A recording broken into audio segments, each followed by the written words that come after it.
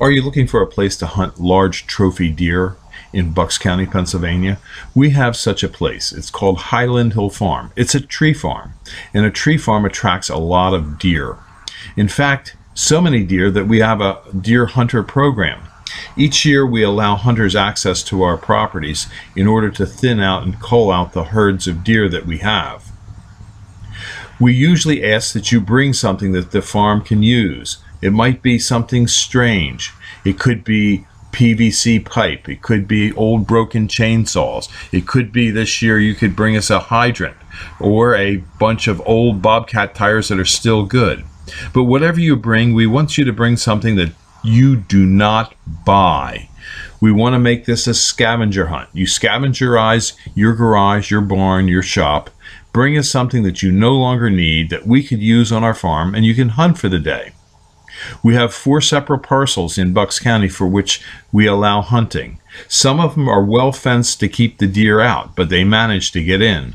When a deer does get into an area that's fenced, we put out a newsletter email alert to alert you that there's a deer that's trapped.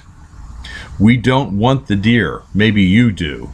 There's enough deer on this farm that we would never have to go to the store again to get beef. There's all kinds of items that we need on the farm. I also collect decoys. But if you have something that we can use, we'd be more than willing to take it. We use a lot of pipe, both PVC, poly pipe. We also need things like nails and nuts and bolts. And we also use this year quite a few hose clamps. Believe it or not, last year we asked people to bring 25 hose clamps to hunt for the day, and we used up about 60 of them just this week in putting in a water line that we put in. So a lot of things that you have in your garage or shop that you're no longer using, we can use. Why throw it out when you can use it to go hunting with? Hence, we're having our scavenger hunt. Last year there were about 20 deer taken off the farm here in Fountainville. We were glad to get rid of them. In fact, we even have on the farm a 4-poster deer feeder that feeds the deer and also treats them for the Lyme disease. We use the 4-poster feeder in areas where the deer don't do much damage to trees and the area is not fenced. We realize that treating the deer for the Lyme tick is a great way to get rid of Lyme disease and Lyme ticks that are all around this area.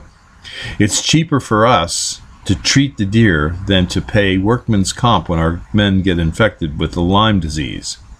I hope you can understand that in this video I'm not asking you to go buy anything. You may have scraps in your barn or garage items that you no longer use. You can bring them.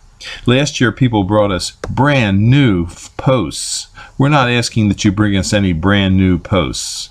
We would like you to go out and find something that's no longer needed and bring it to us, and then we will reuse it. Why buy new when you can just recycle?